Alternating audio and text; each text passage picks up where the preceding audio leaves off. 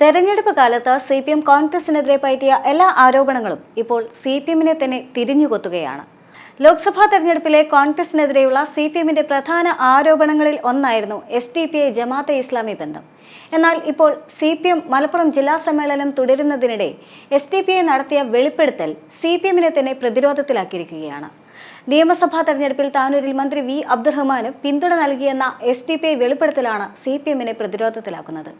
SDPI ആരോപണത്തെ തുടർന്ന് പിന്നീട് അബ്ദുറഹ്മാൻ മറുപടിയുമായി രംഗത്ത് വന്നതോടെ സംഭവം ചർച്ചയായി.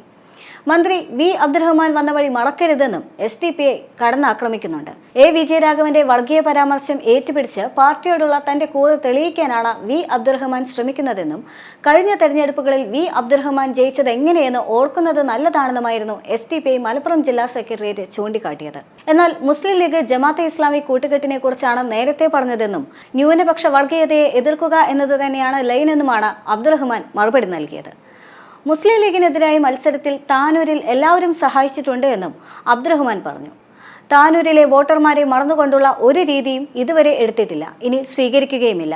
താനൂരിൽ മുസ്ലിം ലീഗിനെതിരായി ഒരു ജനകീയ കൂട്ടായ്മയാണ് അന്ന് രൂപീകരിച്ചതെന്നും തീർച്ചയായും അതുതന്നെയാണ് വിജയത്തിന്റെ അടിസ്ഥാനമെന്നും അബ്ദുറഹ്മാൻ വ്യക്തമാക്കി. താനൂരിന്റെ വികസനമാണ് താൻ അന്ന് ലക്ഷ്യം വെച്ചതെന്നും അത് നല്ല രീതിയിൽ നടന്നിട്ടുണ്ട് എന്നും മന്ത്രി കൂട്ടിച്ചേർത്തു. 2024 ഉപതെരഞ്ഞെടുപ്പിലെ UDFന്റെ വിജയത്തിന് കാരണം SDPI ജമാഅത്തെ വോട്ടുകളാണെന്ന CPMന്റെ വാദത്തിനിടയിലാണ് ഇപ്പോൾ CPMനെ തന്നെ വെട്ടിലാക്കിക്കൊണ്ട് SDPIയുടെ ഈ വെളിപ്പെടുത്തൽ വരുന്നത്. ലോക്സഭാ തെരഞ്ഞെടുപ്പിന് മുന്നോടിയായി കോൺഗ്രസിന് SDPI പിന്തുണ പ്രഖ്യാപിച്ചതോടെയാണ് പുതിയ വിവാദങ്ങൾക്ക് തുടക്കമാവുന്നത്. എന്നാൽ പിന്നീട് SDPIയുമായി ഒരു കൂട്ടുകെട്ടിന് താല്പര്യമില്ല എന്ന് വ്യക്തമാക്കിക്കൊണ്ട് VD സതീശൻ അടക്കമുള്ള നേതാക്കൾ രംഗത്ത് വന്നിരുന്നു. എന്നാൽ അതേസമയം തന്നെ KC വേണുഗോപാലും K സുധാകരനും VD സതീശനും SDPI നേതൃത്വവുമായി ചർച്ച ചെയ്തതിന്റെ അടിസ്ഥാനത്തിലാണ് UDFന് SDPI പിന്തുണ പ്രഖ്യാപിച്ചത് എന്നതായിരുന്നു CPMന്റെ സംസ്ഥാന സെക്രട്ടറിയായ MV ഗോവിന്ദൻ വിമർശിച്ചത്. പാർലമെന്റ് തെരഞ്ഞെടുപ്പിൽ UDFനെ സഹായിച്ചാൽ ശേഷമുള്ള തദ്ദേശ ഭരണ നിയമസഭാ തെരഞ്ഞെടുപ്പുകളിൽ ആവശ്യമായ പിന്തുണ SDPIക്ക് UDF നൽകുമെന്നതായിരുന്നു ധാരണ. ഇതിന്റെ അടിസ്ഥാനത്തിലാണ് SDPI UDFന് പിന്തുണ പ്രഖ്യാപിച്ചതെന്നും അദ്ദേഹം വിമർശിച്ചിരുന്നു. എന്നാൽ ആദ്യമായല്ല ഇത്തരത്തിൽ SDPI CPM ബന്ധം വിവാദത്തിലാവുന്നത് എന്നുള്ളതാണ് വസ്തുത. വിവാദം എറണാകുളം മഹാരാജാസ് കോളേജിൽ അഭിമന്യു കൊല്ലപ്പെട്ടിട്ട് 4 വർഷം പൂർത്തിയാകുന്ന ദിവസം തന്നെ SDPI നേതാക്കൾ AKG സെന്ററിൽ സന്ദർശനം നടത്തിയെന്ന വാർത്തയും ഫോട്ടോയും സമൂഹ മാധ്യമങ്ങളിൽ പ്രചരിച്ചത് ഈ അടുത്ത കാലത്ത് CPMനേറ്റ കനത്ത പ്രഹരമായിരുന്നു. AKG സെന്ററിൽ ബോംബെറിഞ്ഞ സ്ഥലം SDPI തിരുവനന്തപുരം ജില്ലാ നേതാക്കൾ സന്ദർശിച്ചു എന്ന അടിക്കുറിപ്പോടെയാണ് ചിത്രങ്ങൾ പ്രചരിച്ചത്.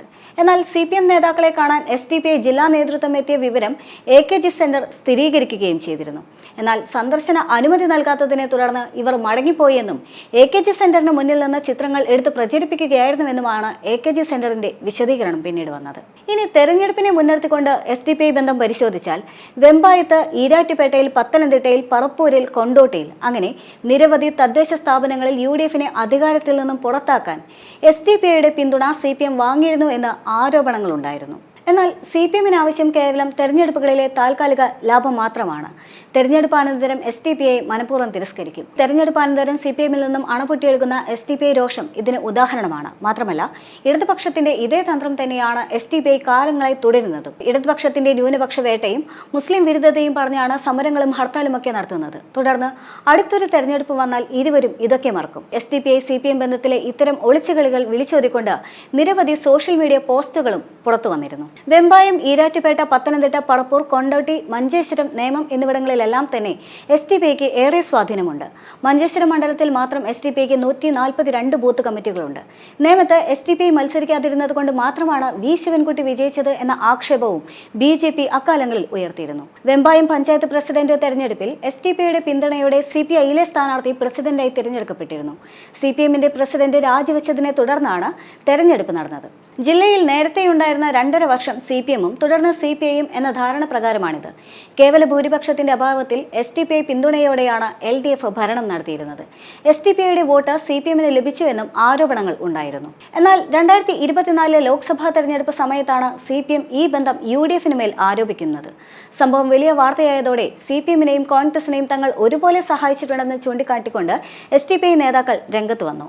പിന്നീട് കെട്ടടങ്ങിയ വിവാദം വീണ്ടും തലപൊക്കിയത് കഴിഞ്ഞ ദിവസം K മുരളീധരൻ നടത്തിയ പ്രസംഗത്തിലാണ്.